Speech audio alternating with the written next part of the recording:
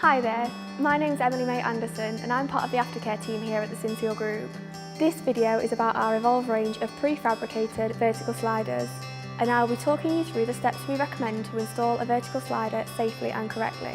I'll also talk you through two of the most common queries we get in our aftercare team: how to deglaze a vertical slider and how to remove a sash. Start by measuring the width and height of the aperture that the window will be fitted into, along with the diagonals to make sure the aperture is square. Next, measure the width and height of the new window to ensure it is the correct size. Vertical sliders must be stored upright and not horizontally, as this can cause the frame to bow. On larger frames, there may be some barrelling when the frame is stood upright before installation, but this is normal and will be corrected once the frame has been installed.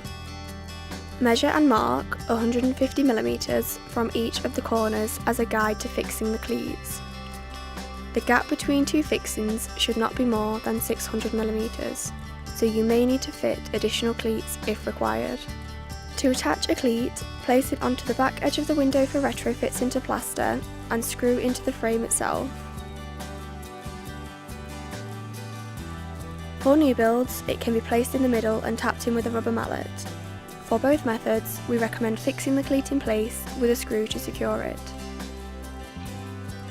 We recommend fixing cleats to the frame with 20mm self-drilling screws. If you are using screws longer than this, you may cause damage to the frame. For the vertical slider used in this video, we have used 8 fixing cleats, 2 across the top and 3 on each side of the frame. Before fitting the window, the end cap should be fitted to the end of the sills using super glue. These can be tapped into place with a rubber mallet. Place packers onto the surface of the aperture and check that the surface is level before fitting the window. If you prefer, you can sit the window on a mortar bed instead of packers. You can now lift the frame into the aperture. For this part, you may find using 2 people is easier, particularly as the frames can be heavier than they look. Once you have checked that the window is square and level, you can start drilling the cleats into place.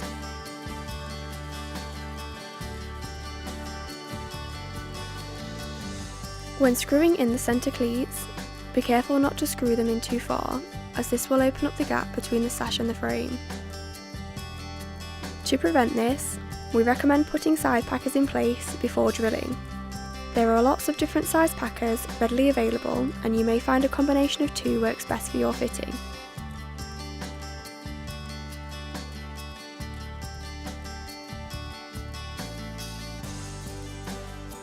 We do not recommend using expanding foam for installing vertical sliders. However, if you are using expanding foam, then it is important that you place a packer between the sash and the frame and leave it there until the foam has set, to help prevent the frame from bowing.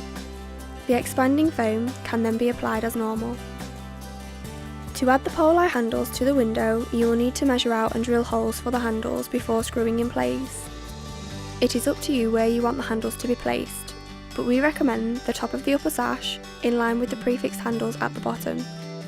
Once the vertical slider has been installed, it will just need to be tidied up and sealed.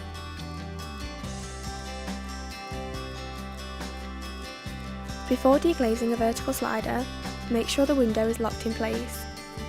The beads can now be removed one at a time, starting with the one at the top. We have used a Don Carlos knife and a palette knife, but most flat-headed tools will work. Take note of which bead goes where when removing them, to make sure you can replace them in the correct place. Once the beads have been removed, you can carefully remove the glass. You may find using a palette knife helps to release the glass, as shown here.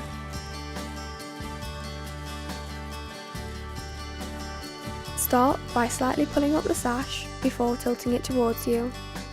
We recommend using a ratchet or a small drill to unscrew the tilt arms, followed by the tilt restrictors. Make sure that the restrictors have been pushed back so they don't catch as you remove the sash. Gently tilt the sash down until it is horizontal, and then carefully slide it out. If the sash is heavy, we recommend using 2 people to lift it out to avoid any damage or injury. When the tilt arm is horizontal, it is locked. If you tilt it back up to a vertical position, it will be able to slide up and down. It's important to make sure the spring doesn't shoot back up, so we recommend always keeping the arm in the horizontal position while the sash is being changed. To put the new sash in place, slide it back onto the arms. Screw back in place and carefully tilt back up. Screw the tilt restrictors back in and then the sash can be closed as normal.